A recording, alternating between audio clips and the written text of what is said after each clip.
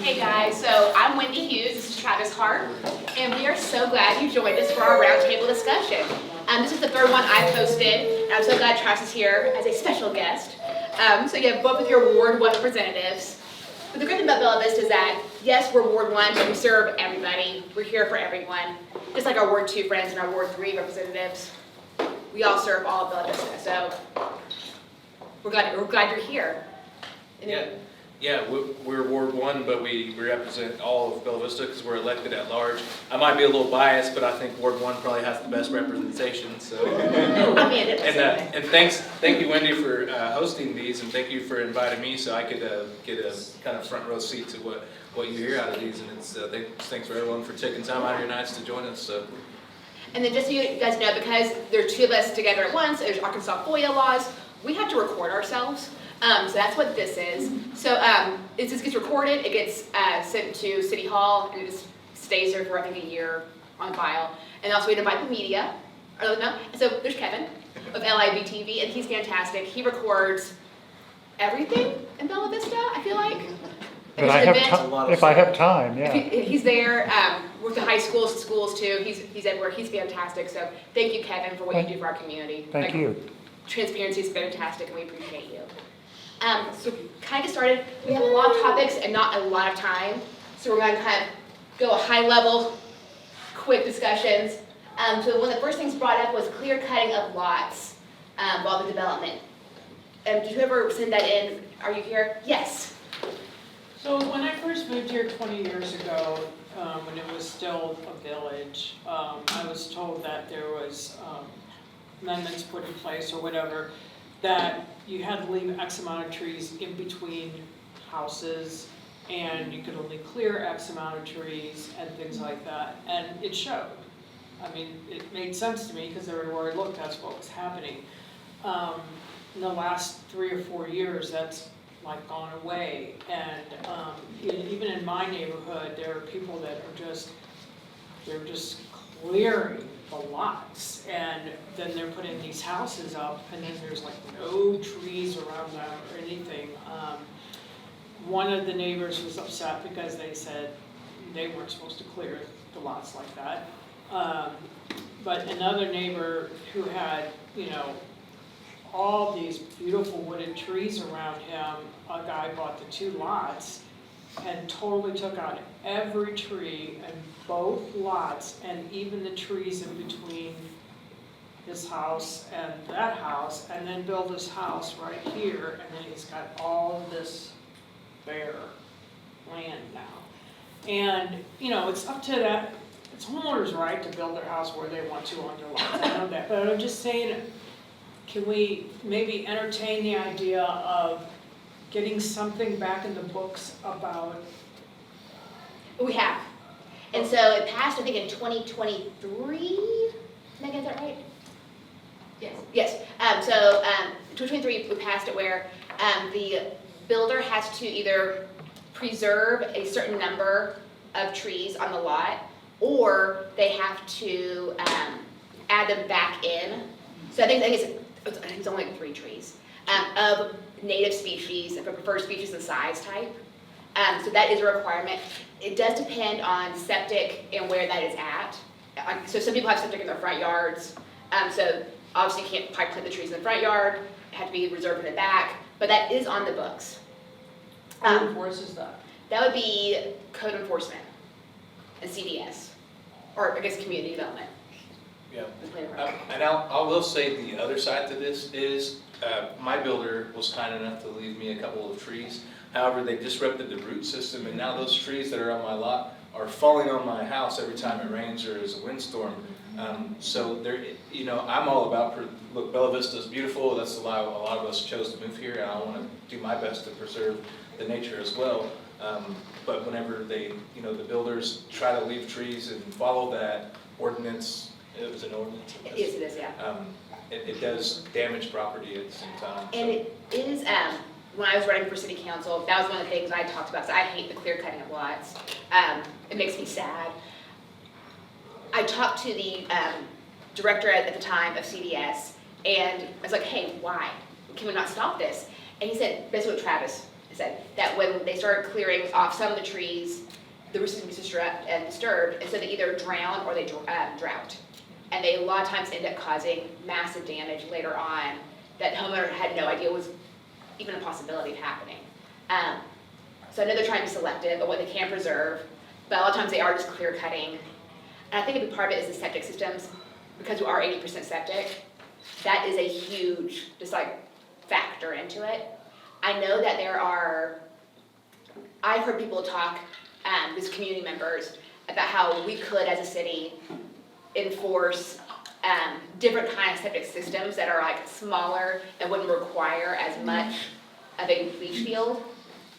I don't know what that looks like. I don't know what cost that would incur for the contractors and the new residents coming in. Because I know that could be probably a greater expense as well, and I'm not sure of those details. I mean, I truly understand what you're saying, and I have, you know, I had to rebuild a house after a fire, so I get all of that. I just know the difference between when I came here 20 years ago and there was all of these septic systems and everything, and people were starting to build, and then now. And they're just, it's just, you know, the septic system's over here, and they're clearing all over there. And it's just, Another thing we've heard about on the council is the electric company. They have a lot of legal easements, and they're allowed to like just go and get rid of trees if it. And so I'm playing devil's advocate here because I hate that as well, but I like having electricity, and so that's, you know, all of these ordinances and all of these things. There's always two sides of it. Or not always, but most of the time. But it would be beneficial if we could come up with a way to help them preserve the ones that they can. I totally agree with that. And then we also passed, I think, as an ordinance last year, requiring, if possible, like buried electrical lines in new subdivisions. And so that should help, especially because you wouldn't need Care Electric to come clear the easements like that because it's a non-issue. And so again, it's a greater expense for the developers of those subdivisions, but it's a greater, I think, benefit to us as a community. Yeah. thanks. Another really sad part, and this doesn't really pertain to Bella Vista, but the trees are honestly becoming a thing of the past here because in Rogers, when the tornadoes last May came through, it destroyed so much of the tree line. It looks completely different there now, and it's yeah, we need to take care of the ones we have. That's what I feel like being here 20-something years Sure. ago and how it is now. It's like. And I think with the increase of like houses being built, it's been so exponentially just implosive. The numbers we've had from being, I was looking at the records that our director sent to us about it. But we were having 600 homes built in a year. You're going to see it a lot more and feel it a lot more than when we only had maybe like 50 permits in a year. And so spread across the city compared to like there's 600, they're everywhere. And you're going to see that clear cutting and feel a lot more than you might have been to. Ken? Well, one of the big comments that was the septic systems. I've got 347 feet of field. I actually tried to preserve 2 trees when I built in 209, beautiful oaks. The disruption in the construction just doesn't work. But the other point is 600 houses, 80% of them probably on septic. Yes, sir. And we are the leaders in septic in Benton County. And I think it's almost a state, I would think, or close. Yeah, pretty sure. It's incredible, and that's a whole nother issue of ball of wax. Yeah. Yes, sir. So when are you going to start looking at a sewer system? We're gonna maybe touch that at the very end and see what, and kind of discuss that later, but that's okay. Not soon enough. But we can put a pin in that for like a few minutes, we can circle back to that and hit that. Oh, no, I know I was scratching. Okay. Does anyone else have like a tree discussion on the clear cutting lots? Oh, one more thing. If you see me on my phone, I'm taking notes. I'm not like playing video games or anything. So. Sure, Candy Crush. Yes. So just real quick, so we had an issue like that with the clear cutting, and it's interesting that with the sewer, the septic tank, that's a whole nother ballgame, but the trees, a lot of times during construction, they have the equipment working over them, compresses the dirt, and does the roots a lot of damage, and they won't make it unless you have them in a really good place. But I still think we should, try to preserve what we can. Absolutely, and they get credits, so that they are able to preserve so much of, that the builder is, they get credits towards, of course, the trees has to be upside, can't pick a little twig, like sticking out of the ground, has to be like a sizable speed, and a good health and species, if they're able to preserve it, and if not, they have to plant it based on size and species requirements for the city. And like, I don't know, Megan, do you know, do they go back and check that, or how do they? They just checked the bio inspection. Okay, so they check it off, yes, before they get their occupancy. They do. Perfect. So that's good, that it's being checked and taken care of. Moving along, firefighter salaries was a discussion point. Is that person here? Yes. Hi. So Bella Vista is the largest area, for acreage in Northwest Arkansas. Our firefighters and EMTs, paramedics serve huge areas. I know that they're stretched extremely thin as well because of that. I know it had been mentioned in a post about adding, trying to add more firefighters, paramedics, EMTs to the service, which I think is awesome. But as you look around the area, we are also the lowest paid in the area. Lowell and Fayetteville just increased theirs. And so it's just something that you wonder about in order to keep the people who serve our community in our community versus having them run off to somewhere else. I mean, retention pay is a huge thing. Absolutely. You want to keep the people who live here and serving their community because they're going to do it the best. So Travis may take, because he actually is a firefighter, Yeah. and so he can probably speak just a little bit better. Yeah, so I'm a little biased on this topic as well, but firefighters are just traditionally underpaid in Northwest Arkansas. There's this whole cost of living image that they try to portray. Well, for example, a firefighter EMT just fresh out of the academy with a license fresh off the print for an EMT with no experience is making $80,000 to $115,000 a year in the Dallas metro area. And here in Northwest Arkansas, leaders try to use the fact that the cost of living is higher there. Well, I'm not sure where they get their information from, because the cost of living, they're using Arkansas's cost of living and not Northwest Arkansas's cost of living.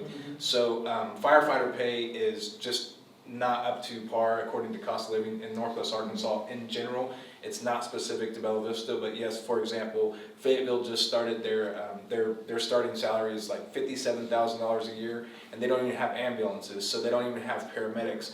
And the difference between an EMT and a paramedic is 2 years of college and almost 3,000 clinical hours, and more continuing education than any licensed professional in the state of Arkansas. So paramedics can do things in the back of an ambulance that an anesthesiologist went to school for 16 years to do. And I'm not even exaggerating. Yeah, in a moving vehicle. So, yes, in a moving vehicle. Firefighter pay is always a top priority for me and for a lot of the city council members as well. In order to get to where we need to be in the pay, in my opinion, we need more commercial enterprise. We had to go up to the price. We need more sales tax, because that's, property tax, about 80% goes to the school, 10% goes to the county, and then 10% comes to the city. Rough numbers, don't fact check me on that, but is that right, Joseph? Close. Close? And Okay. also with property taxes, because of our demographics in Bella Vista, when you're 65 in Arkansas, you can freeze, and I'm so jealous. One day I will be there too, but that doesn't help offset the costs that we have. Right, and that's Yeah, about our 30 to 40% of our residents are in that, so about 30% of the houses in Bella Vista, we don't get an increase in property taxes. But it's definitely on our minds. It's not something that I don't think the council has overlooked. I can't speak for staff, and I can't speak for the city of Bella Vista. I can only speak for myself, but it's definitely an important topic. For all of our services. Yes. Yeah, because it's life or death. Absolutely. Thank you for bringing that up. I'm very passionate about that topic. Animal control in Bella Vista. Yes, friend? Okay. Last year at this time, I got attacked by a dog, and both me and my dog walking in there. And since then, there have been numerous people that have been bit here in Bella Vista because people do not, they let their dogs run free. And last month, it just so happened, a couple was walking down the street, a lady let her dog out and bit them and the dog, okay? So, and also, I was at Bowling Springs on a Sunday night in May, this month, May, and another ferocious dog, I'm not gonna name the breed, attacked another dog there in Bowling Springs. So you're going to have to do something, you're gonna have legal, and the city is gonna get in trouble if you do not have animal control officers out here getting something to do with people that are leaving their dogs and letting them run loose. I have talked to, actually on Tuesday, yes, good, that's where our meeting was. I talked to Chief Graves and our city attorney, Jason Kelly, regarding vicious animals and attacks, and because we have an increased population growth, everything, good and bad, kind of gets bigger. And my fear of, with younger families moving in, and also just a population that likes to be outside and active, it is scary. If my dog got loose, she is the sweetest thing, but you wouldn't know that when she's running up to you, because it's a dog you don't know, just galloping at you. So I talked about our dog laws, what we had on file, and what we could do to maybe strengthen it a little bit more. So currently, if a dog is deemed vicious, if they attack unprovoked, and that could be like knocking someone to the ground, or cause like bodily harm, like by puncturing skin, causing injury, a human or a domestic animal. As long as you're not on their property. If you're on that animal's property, it's a different circumstance, because that's maybe provocation. But that's deemed a vicious animal. That animal then has to go in front of the judge. It takes quarantine for a amount of time, and the owner can choose to destroy the dog if they want to. If the dog is not destroyed, then the owner has to get an insurance policy. That's $100,000 insurance policy on that animal. It has to be muzzled or in a kennel. It has to have signs like on the property and also outside on the kennel saying this is a vicious animal. And it's not a great life really for the owner or the animal at that point. I know that other communities like in Fort Smith, they require a vicious animal to be removed from city limits. However, you need to prove it. So it could be rehoming it instead of destroying the animal, but you have to prove that the animal no longer lives in city limits. Nothing's breed specific, it's all because a Chihuahua can also be an awful, vicious animal compared to a bigger dog as well. We're looking at what we want to do with that, like personally, if we want to maybe pursue something a little heavier on that. We do have additional animal control officers though. So we had one, ACO Pratt, and she's returned back to dispatch. And when in 2023, about in June or so, we moved code enforcement from being under CDS to the police department. Those officers now are kind of considered auxiliary officers. And so, yes, they do code enforcement, but they also all do animal control. And so, if something happens, and they've pulled up all the stats of how many calls they've had regarding animal attacks, and it's about 20 or so a year. Some have been less drastically, but about 20 or so a year. They respond, they take care of it, they get on it. But we have to make sure we're reporting it too, with as much information as possible about it. And also restitution can be involved as well for vet bills, for personal bills, any injuries you might have. They're also doing their best on the animals at large. It's so hard. The city is so big, and there's just finite resources, and our shelter also gets full.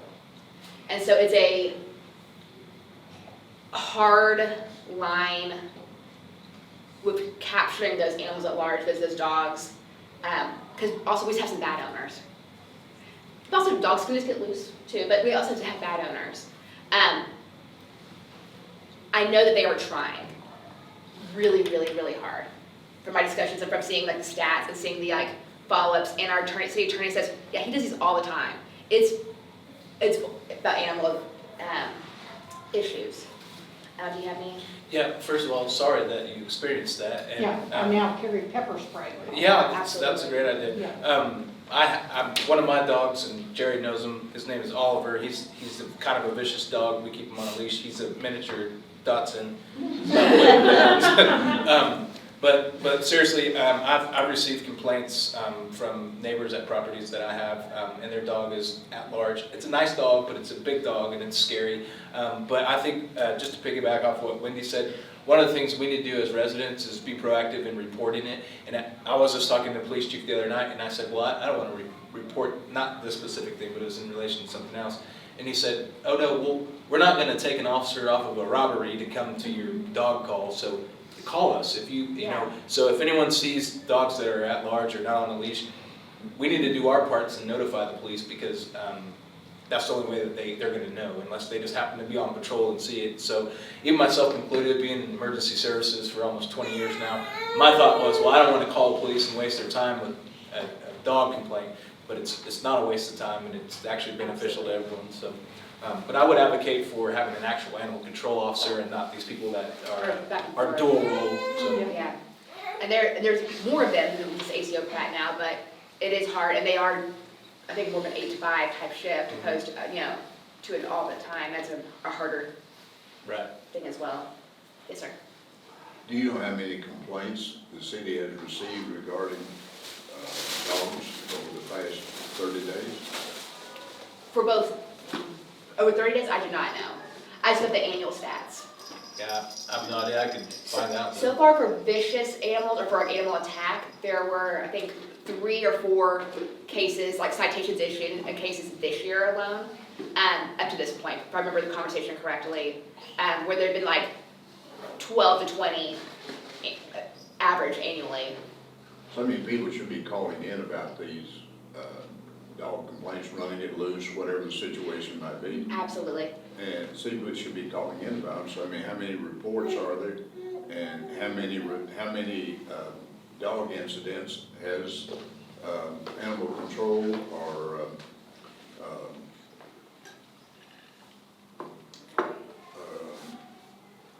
have they responded to? And I don't know the at-large. That was just purely like someone being knocked down or injured, or their pet getting injured. That's great. We get that information though, and like see how many calls period are they receiving regarding animal complaints. And they don't deal with cats. They only deal with dogs. So that's also They don't deal with cats. That's frustrating to me. a feral cat situation. Yeah. Yeah. Because they are like rabid more than dogs in Bella Vista, in any community. Oh, yeah. But I thought that was kind of ridiculous. We'll come out for a dog, but not a cat. Like, sorry. But you know there is an organization that will come after the cats. Yes, and they'll come and like catch them and then like spay, neuter, and then like release whatever. And it's a fantastic organization. Any other thoughts on animal control? We'll keep walking and rolling. The preservation of landscapes in Bella Vista, and there was multi-parts in this. I just couldn't write them all down because there was a lot. I wonder if, was that in regards to the clear cutting lots as well? No? So it was preserving the landscapes of Bella Vista is important to most residents. As urban development increases in Bella Vista over the next several years, is there an initiative or office that will, 1, ensure the use of native plants and landscaping, 2, monitor or limit the use of invasive plants, and 3, prioritize preservation of habitat near new developments? Are you here? No. It kind of piggyback with what Sandy had mentioned earlier. So we do have guidelines based on like, hey, these are the natural native plants we prefer. These are the invasive species. And we use a lot of that with the University of Arkansas Exchange Office. They have a great resources, and we utilize their information, like raft repairs, invasive, not so great. Lovely flowers, awful trees. Yeah. So we try to do that. We also have preservation zones and zoning and conservation zoning. And I know that the city of Fayetteville recently looked at what we do on that to adopt for their city to help preserve their areas. So we kind of have a couple of those things in place. We passed an ordinance last year allowing for a greater pollinator gardens sizes and got it cleared to ACC as well, so that you wouldn't get a no-no letter about flowers or weeds in your yard. But getting that kind of pushed through, I think it's like 240 square feet or 200 square feet. It's a not unsizable portion. I'm not a subject matter expert on any of this, but I can tell you I've heard more about trees and species and invasive species since I started campaigning and got elected. So I know that's important to our residents, and it goes with, I think, with the clear cutting of trees and preserving what attracted us to Bella Vista. So I stay dedicated to helping preserve our beauty as much as I can. But I didn't even know that like we had invasive species. I thought if it grew here, that was great. But so I'm not the most educated on that topic, and I'm trying to figure out what I could do. I think it's probably noteworthy of mentioning that we were told that the power company was coming through and using poison on stuff, and we found out that they're actually not allowed to use poison. So yeah, so if you ever see that, then, Please report it. Yeah, please report. Because they might have a subcontractor that maybe was not following the guidelines. And also, we do have the tree advisory board, and they have been just so incredible. They have helped us about almost like 500 trees average annually in giveaways. So we have the spring giveaway and the fall giveaway, and like it's a free tree. They were gone in 3 days, I think. Oh, they're gone in about 15 minutes max. Yeah. You just sign up because it used to be, and I would work it where they would be at St. Bernard's, and you'd have the trees lined up the day before. Linda knows this all too well, and the cars would never end. And they're blocking traffic, and the police are like, stop, and you're like, we can't, they're here for trees, and they're getting there early. And I got tasked one year being the person to be like, they're all gone. To hundreds of cars. I was not super popular that day. I was like, here's a sticker though. And so they transitioned to having the sign up genius by species, so you know what you're getting, or if that happens to not work, a great substitute. And then they offer up hey, they didn't show up, there's 15 trees left, come get them, and they're gone in just minutes. Yeah. So I love that we're such a tree-loving community, and then we have programs like that with the Walton Foundation helping support us with that. Yeah, the only other thing that I can think of that may be worth mentioning in that regard is that if somebody buys property here in Bella Vista, as long as they don't do anything illegal, we can't prevent them from cutting a tree down in their own yard. And so we're really limited with what we could do on the legislation side for preventing them from cutting trees down on their own property. Unfortunately, I think probably the best way, in my opinion, to preserve as much as we can is on city-owned property and then obviously POA property. So. And I remember getting campaigning, I was talking to Doug Tapp about this. I was like, so the clear cut, he's like, well, here's a map.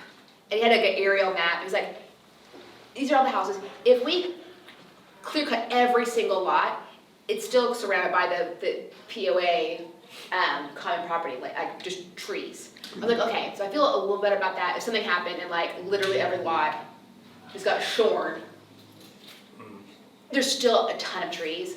It's not I don't want that to happen. It would make me very sad. Because look at that, we're looking at beautiful landscape of trees right now, can't be of trees.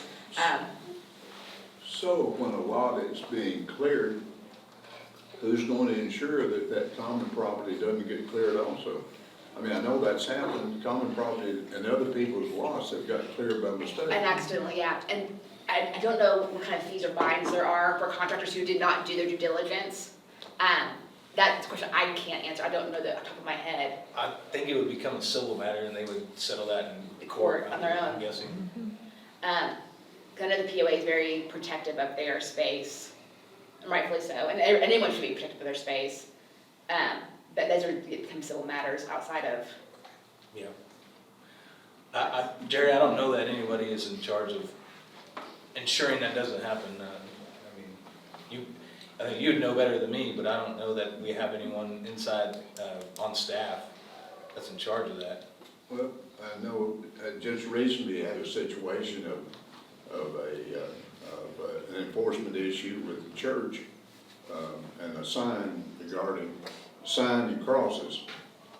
I mean, wouldn't it be better, that time be spent dealing with matters of certain importance rather than dealing with churches having signs? I wholeheartedly agree with that, yes. I think it's a broad scope, but I think Megan was saying that we do have somebody actually. Yeah, we do. It depends on the context of why it's being cleared when it shouldn't be. I can give you a specific instance for trails that happened recently. We had a house being built, someone cleared into the common property to create a connector trail to the back 40 system. Yeah, I saw that. Which is a huge no-no. Please don't. But during the final inspection, it was flagged by the building inspector so that we were given the ability to hold that C of O until they returned the area that they illegally cleared and connected to the trail back to its normal condition, stabilized it, made sure that there wasn't any soil leaving the site after that. So I'm glad that we do have measures. Like, I do appreciate that. Like, talking on that. Yeah, thanks for that. Absolutely.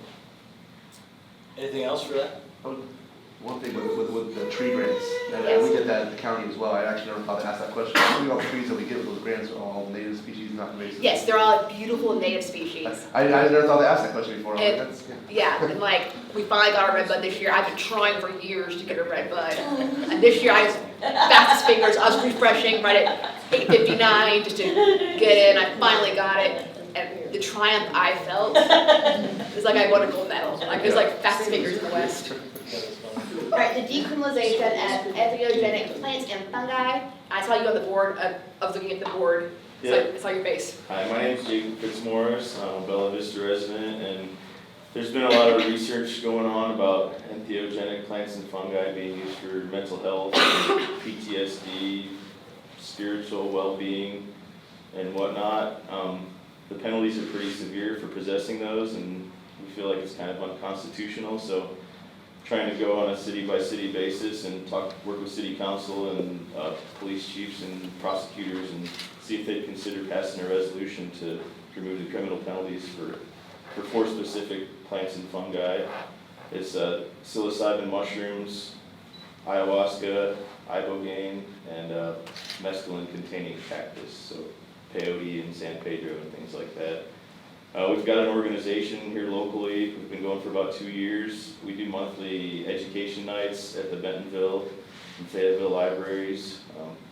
We'd just like to open up conversation and see if that's a possibility. If anybody's interested in learning more, we'd like to invite all the council members, police chiefs, anyone to come to our things. We also video record them, so you can find recordings on our website of our past education nights. Yeah, so as a combat veteran with service-connected disability, I appreciate looking outside the box for treatments. And also as a career first responder, PTSD is rampant in my professions, currently in my previous profession. So appreciate looking into other means of medicine. So thank you for that. I've checked into, I've looked into this, we spoke on the phone, and I've seen Aaron Rodgers, he's an NFL player, talk about, getting this kind of treatment. So I advocate for it with you. Unfortunately, I've checked into it legislatively. We can't do anything at the city level because those are felonies according to the state. And so we can't make a law as a city council that contradicts the state law. We can make things that are more aggressive, but we can't make things less aggressive. And so I appreciate your concerns and what you're doing and bringing education to this topic. It's no different than the medicinal marijuana, right? That's been scientifically proven that it's beneficial to certain individuals. I'm always appreciative of people trying to take care of mental health. I think the best way to go about it is probably with the state legislators, because it would be illegal for us to contradict the state law at the city level.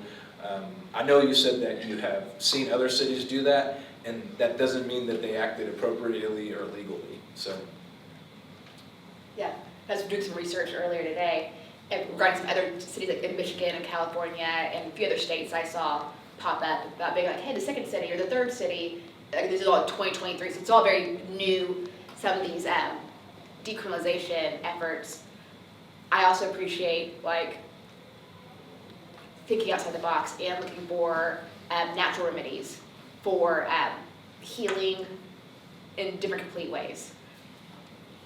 I think it's correct that going through the state legislature is probably the best option. It is Arkansas, so it's gonna be a hard fight. It's gonna be a hard fight, but like, hey, Benton County was dry for a long time, and we changed that. So there is hope out there. I was looking through the board, and actually I know a couple of the board members. I was like, oh, I went to school with them forever. Like I'm Allison. And seeing all the experts and like the physicians and the licensed social workers you guys have on your board, like you have a great medical community behind you guys. I think that I'd absolutely attend a meeting to learn more. I think education's great all the time. So absolutely email us all like an invitation to those meetings. Like I know I'll attend at least one to see like, hey, to learn more. But again, the state legislature is probably the best avenue to go because we can't contradict state law. Yeah, also, for those in the room that don't know, there's already some of these types of treatments in Northwest Arkansas that are legal. They do it, it's called off-label use because insurance doesn't pay for it. Ketamine is actually one of the things that they have ketamine clinics here in Northwest Arkansas. And that was, I think, a tranquilizer at first. We use it in paramedicine and pre-hospital emergency medicine for pain or disassociation. So if you have a traumatic injury, I can give you this medicine and you don't realize that that's your leg that's mangled up or whatever. But now they're actually using it off-label use for mental health treatment. So yeah, so people are starting to take that stuff serious, and I support it. I just don't know that legislatively we can do anything. On the city level. I think Fayetteville decriminalized marijuana in 2007. Did they do anything illegal, or is that different from what we're talking about here? They deprioritized, I think, because That's kind of what we're talking about. Because we were living in Fayetteville at the time, and from what I understand, if I remember right, because it's been a hot minute, it was basically that it depended on like how much you had on your person, and if it's more than considered personal use, then instead of getting a ticket, you would actually have a charge. And they did more of a citation basis, if I remember correctly. Again, it's been a minute since I lived in Fayetteville or dealt with that. I think most police officers in Northwest Arkansas have, in their own mind, deprioritized that. Unless you're rolling around with like, 20 pounds of marijuana, if you've got like personal use marijuana, most of them don't even want to deal with the paperwork with that, right? Because you're not going to go to prison over that. You're going to go to court and have some court costs and maybe a fine, but it's just not worth it to anyone. Billboards on the interstate will tell you differently. And I'm not advocating to break the law by any stretch of imagination, but I think the majority of law enforcement officers have deprioritized that themselves. I think the difference with this is the schedule that it is makes it a felony, whereas like the marijuana possession, I think, is a misdemeanor still. Those are the same schedule. They are the same? Okay. So more We're talking about changing marijuana now, but they were scheduled ones. So I'd love more education on that too. Okay. Because deprioritization, I don't know if it's an avenue we can go or not. That's something we definitely can like discuss, opposed to decriminalization, like because it's a little bit different. Sure. I did not ask about that terminology, so yeah, it's certainly not. I'm not saying it's off the table. I want to be realistic, and what we can help you with may not be as beneficial as you've seen like on the West Coast and stuff, but yeah, we'll stay engaged in those conversations. Absolutely. I'll sign a petition. You get one. Thank you. And look at the petition rules, whatever, and like, let us know. We have a newsletter. If anyone wants to give me your email, I can sign you up for the newsletter. Absolutely, Jake. I have a personal story I can share about that. Yeah. My name's Jessica Fitzmaurice, and I'm a registered nurse from Indiana. We moved to here 2 years ago, just for the mountain bike trails and just nature and our mental health. I've been on antidepressants for over 20 years. I guess I have treatment-resistant depression, but I couldn't accept the way that I was feeling. I was suicidal. I have 5 kids, and I was reading all the research with psychedelic medicines, and I read about microdosing, so I grew my own mushrooms. I started microdosing, and I felt like I had a weight off my shoulders, and I didn't feel suicidal anymore, and unfortunately, this was in Indiana, but I was arrested, and I got my kids taken away, I lost my career. I was gonna go to prison for 17 years, and luckily, somebody from Ohio, a lawyer, had heard about my case and kind of took over, and I ended up getting 3 months of house arrest, 18 months of probation, and we moved here right after I got off of house arrest, and I have my nursing license back now, and Good job. Good job. Thanks. I just, that's why we started up Decrim Northwest Arkansas, so thank you for letting us bring it to the board and your attention. Yeah, absolutely. And like, I'm so glad you're here and that you're still here. And that like, I'm just really thankful for that. Please give us more information. Like my card's up here, so I'll make sure you guys give me the information. And I'd love to learn more. And about researching what we can do. If there's anything we can do about maybe deprioritizing personal usage. I can't guarantee, like anyone else from the council would even be interested in this, because I'm just one of 6. You should definitely talk to that man right there, though, because he has some experience with that. Not to throw him under. Am I correct, Brett? You have some experience with decriminalizing some? Oh, we did. We were when I was in Colorado, we were the first town on the west slope to have recreational marijuana shops opened. So we went through that in the town, and and Colorado also legalized the mushrooms, I think. They did. And Decriminalized and legalized. yeah, I think so. Yeah. And they have clinics. Yeah, so at the clinics you can get treated. I think what I read is like Travis, it can be really helpful for PTSD and depression, which I've been through after I had a do-over heart surgery, and yeah, it's not a good place to be, and it's if anything that can help that, we should be looking at it. Absolutely. Thanks for bringing up the share. Thanks for having the. Joseph? A few points actually on that, just kind of got my mind when you was talking about that. What allows Fayetteville to do that, actually Arkansas allows municipalities to basically kind of limit that type of up to 3 ounces for marijuana specifically, as you mentioned that. So I'm not sure what the law is in regards to plants and fungi, things like that, other things outside marijuana, but that there is an Arkansas law that allows municipalities to do a limit of that, so. Deprioritize it, exactly. And the other thing, the other way it allows that too is since the police chief is part of the executive branch under the mayor, not like for example at the county, it's a separate office versus county judge and things like that. So since you guys control the purse strings and you're able to create ordinances to kind of prioritize what they're supposed to be doing as police officers, that would be another avenue of doing that. And the third thing was, he did mention specifically, he said a resolution, which is non-binding, which is basically a statement of opinion. So if that's a route that would want to possibly go down, not saying to do that, but just saying if you wanted to, that a non-binding resolution would just basically be a statement to the state or whoever saying, hey, we think this way, it's not anything binding or type of ordinance or anything like that. Thanks. For those of you that don't know too, Joseph Bollinger, he's our justice of the peace for Or I guess for most of us. most of Bella Vista. East Bella Vista. East Bella Vista. So if you're west, Yeah. sorry. But he's a great guy, and he's like just doing great things for our community. So really appreciate him, Joseph.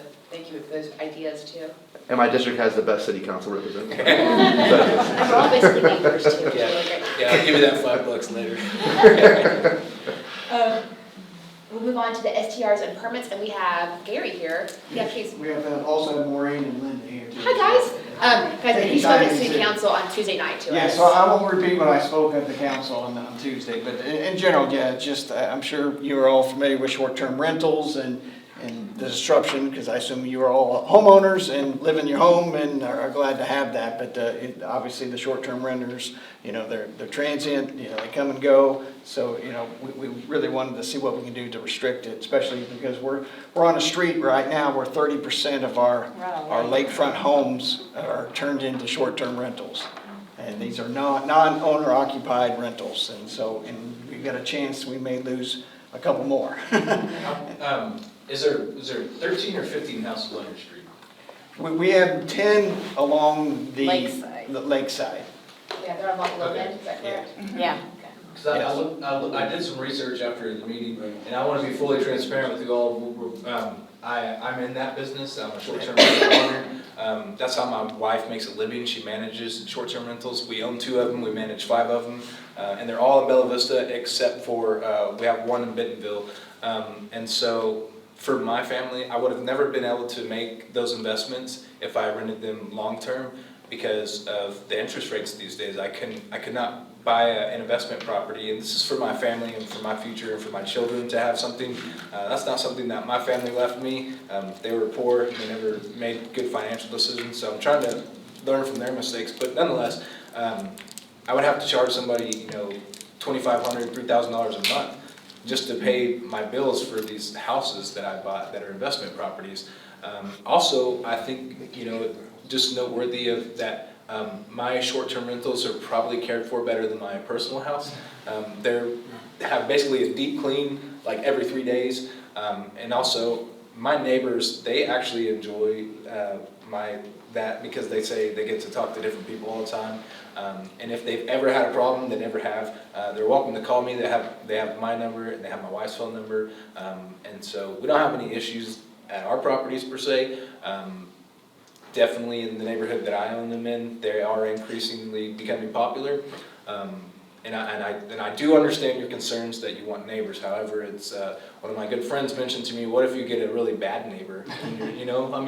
So I know some of the lake properties especially can be, prone to having parties and stuff. And if they're ever violating any city ordinance or a law, you're more than welcome to call. I know last year and on the last council, I sat in on some people that were complaining about short-term rentals, and then I talked to the police chief, and they were just blatantly lying because they hadn't called and reported anything. They said they kept calling the police and making reports, and nothing was ever done. And that wasn't true. That was not the truth. They did not call and complain about the things they said they called and complained about. So I do understand your concerns, and I'm sympathetic to them. I'm just kind of on the other side of the fence of that, and yes, ma'am? I live on the same, it's a little lane. Uh-huh. And it's a narrow lane, a little cul-de-sac, there's no through traffic or anything. There's 3 right now, and one of them's next door to me, and they were quiet, I don't have any complaints. The problem is there was 5 cars with this little driveway. And so they're blocking, crowding the road, which is already barely passable with 2 cars. Yeah, And they're not allowed to park on the road. And there are rules. Yeah. Okay. And we enforce that at my rentals. You're not allowed to, and if you're in violation of that, then you'll get your car towed or whatever. So yeah. It's bad enough when we're having work done, and we got the workers' trucks there. That has to be done. But it is it is a problem.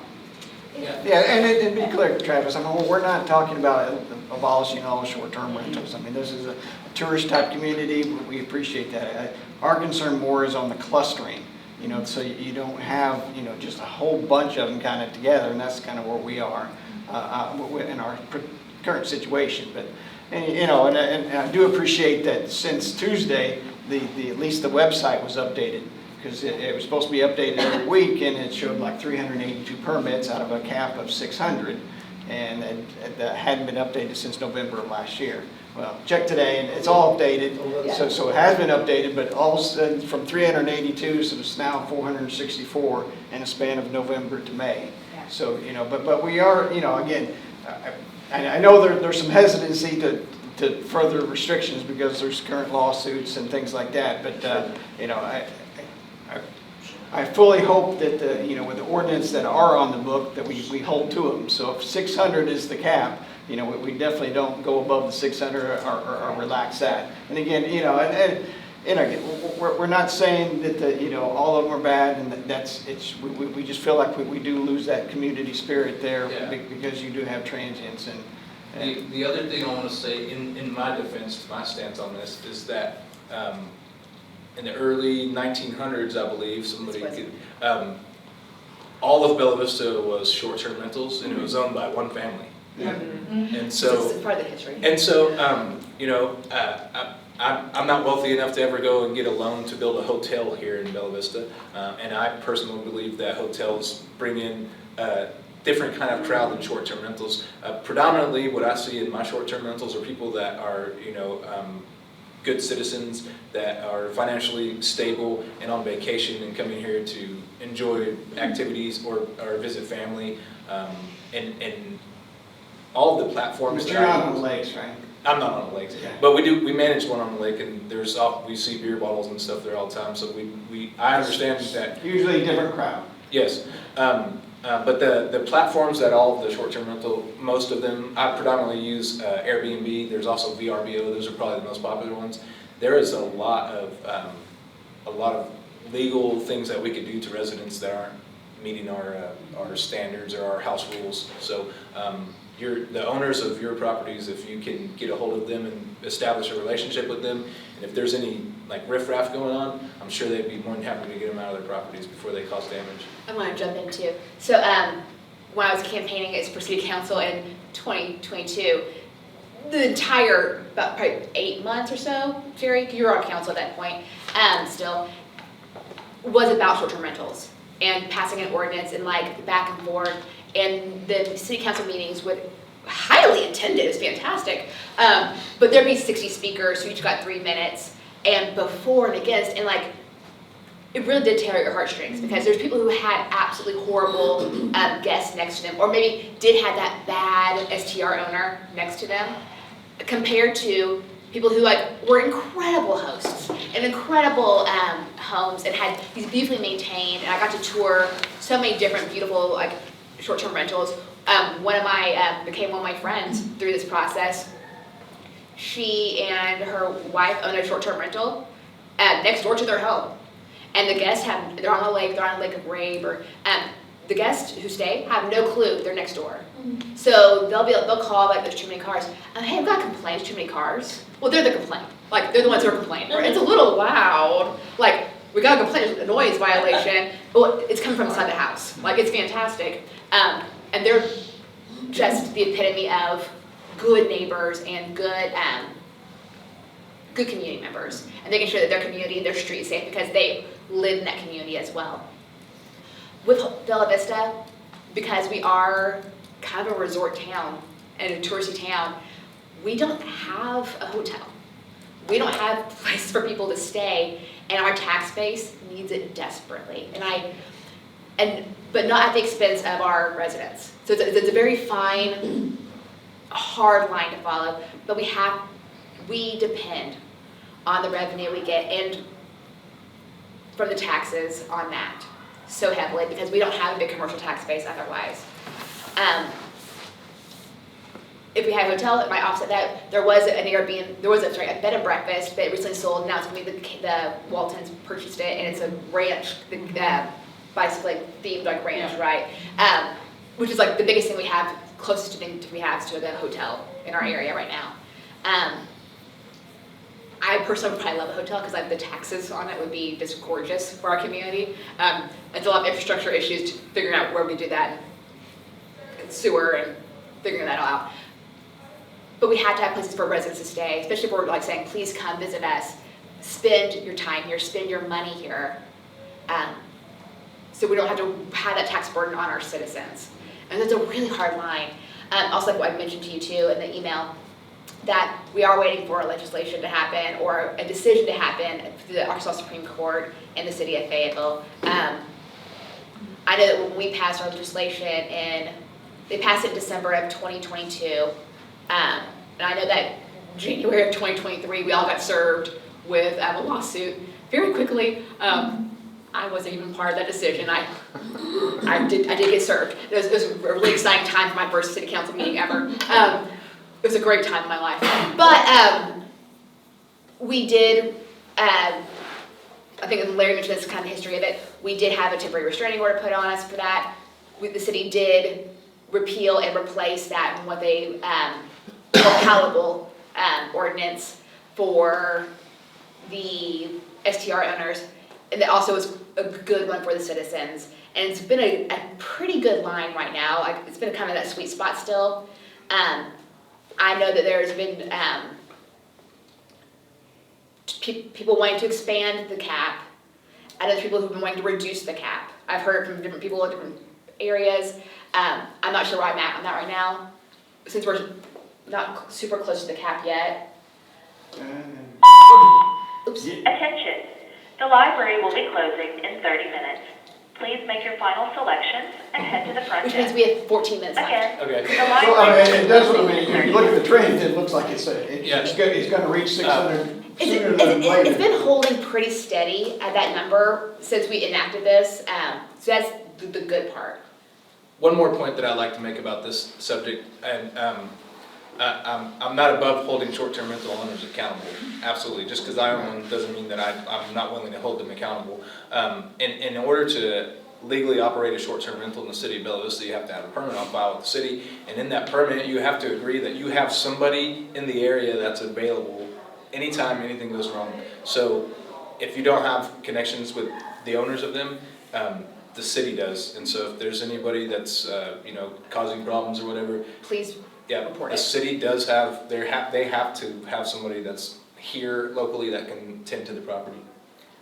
Well, it's good that you brought that up, because there was a lot of us that proposed years ago that there maybe we could have some kind of a committee for, to be able to come up and speak to the short-term rental owners, and have also the citizens, because if, what happened a couple of years ago is that we started hearing on the same addresses,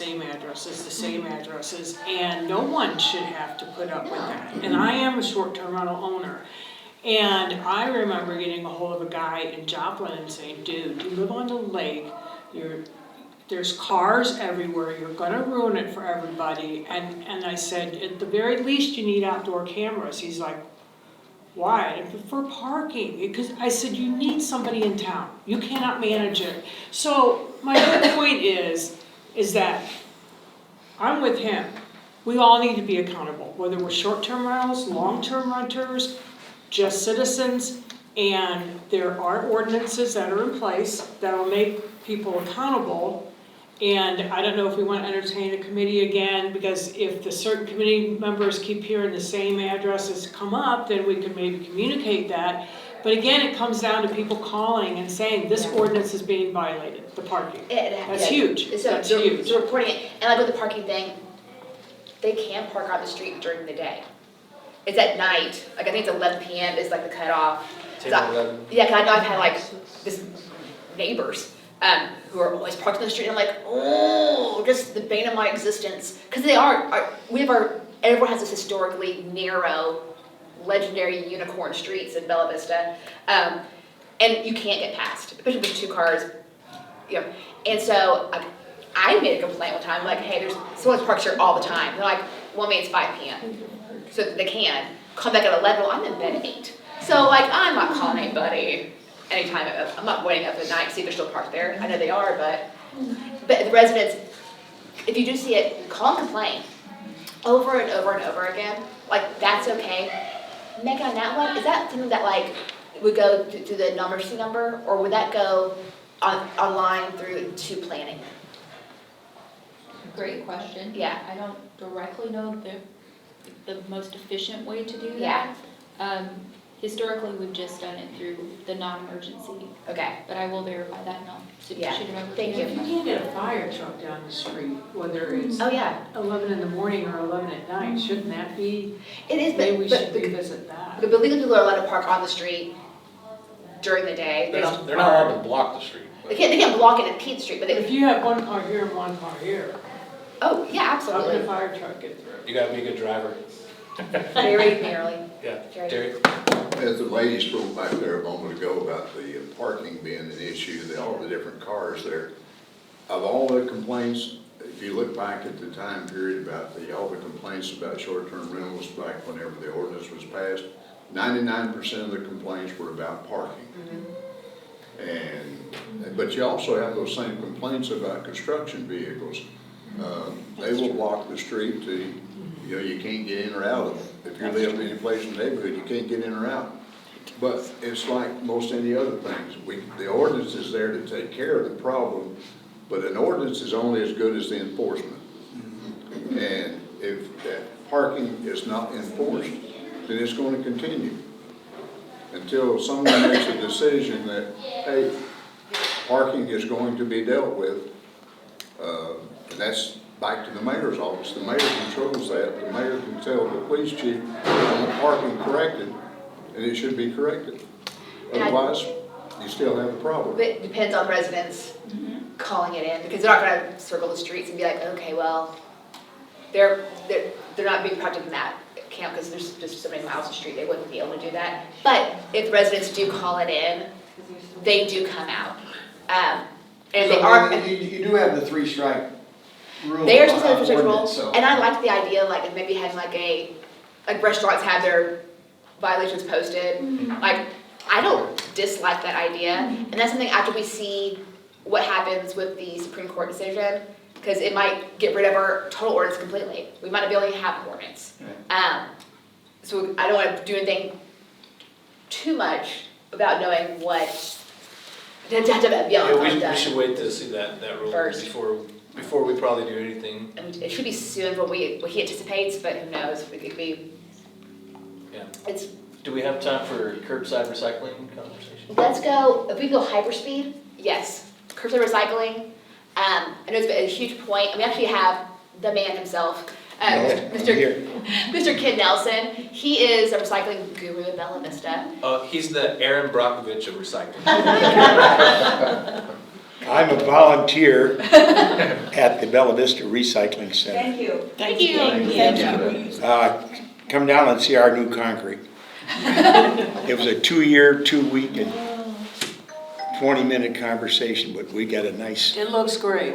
It does look good. Yeah, I need to come see that. The conversation on curbside recycling, I sat in on a video conference call the Republic made to the city April 21st, 5th, whatever. There's some extenuating circumstances, and I am reaching out. There's a gentleman that has been wanting to do a subscription service, okay, for those people who want to subscribe to his curbside program. This has been impeded by a dialogue between the city and Republic on whether it's legally possible for this guy to have his subscription service. I don't even know if this gentleman's alive and well right now. The last I talked to him, he was still in the interest of trying to do a curbside program, or somebody else. But we need to sort out the implications of what curbside might look like. What I heard at the recycling meeting that Republic was at, they would want mandatory cart program for all 12 or 13,000 people, houses. I get that. It's got to make money or it can't be done. But it's really not in the best interest of Bella Vista if there are some alternatives to make it work and make a win-win out of it. The entrepreneur, I'm going to reach out again to him, but I took this opportunity to come here because it's a solvable problem. If you want curbside recycling, just like if you want a car wash subscription, sign up for it. Pay whatever the guy's paying. He's going to sort, or she is going to sort the materials and bring them to our place. And we're going to accommodate them. It's not going to affect our business. If a curbside cart program was actually implemented by the Republic people, who knows what might happen to, and I'm not saying as a threat, but it will definitely change the face of recycling in Bella Vista. If you're getting charged $18 or $20 a month for a cart in your garage, maybe the stuff might go in there that might have went to recycling. And where is the recycling going, the materials going that a Republic is going to collect? I heard stories about in the meeting, they have a recycling facility in Springfield, Missouri, 2 hours away. I don't see the feasibility of hauling recyclables to Springfield, Missouri, and making that work. So, back to my gist here, if there is an individual who wants to initiate a subscription service, shouldn't it be treated like any other permitted business? And that's where that's I at. see with the contract with Republic, because it's very, from what we're reading about it, it's very tight about their. They tell me they have Rights. a franchise fee or something in that, and so that, there's contractual obligations that prevent anyone besides Republic from providing that service. Waste services, stuff like that. There's gotta be a common sense solution to that, because for those of you that don't know, if anyone in here doesn't know, the recycling center here in Bella Vista is nonprofit predominantly. I think they're doing like $30,000 to $50,000 a year they're donating now. Yeah, It's fantastic. easily. So it used to be more, but they had to start paying. Well, we have to have paid staff and insurance and costs, but. But yeah, but it's a fantastic organization for us. The conversations I've had, and I don't know the legalese, but the contract obligations that Republic pontificates on are gently veiled. And legalese says that there might be some opportunities for consideration. And that's kind of where I'm leaving it, because I see what you're saying. When does that contract come up for renewal? Next year, I believe. And so can the mayor and that just negotiate, saying they can't have monopolized services if they don't? I would believe that to be definitely in his purview to do that. that's kind of where it's at. No, Linda? Yeah, and I just wanted to say, our recycling center is It phenomenally is amazing. And the reason one of the reasons it's so good is because things are separated and Not they get the single most amount of money for the recycling. Well, it's not single stream, like. Single stream recycling is the worst kind of It's garbage. recycling you can have, and that's what people want to talk to Republic Yeah. about. But I certainly think that when it comes up for renewal, you can write that contract the way you need to write it. Absolutely. I don't think Republic wants to get involved in recycling anyway, so I don't think They that don't. taking it away from them in the Yeah. contract would probably give them a real sigh of relief.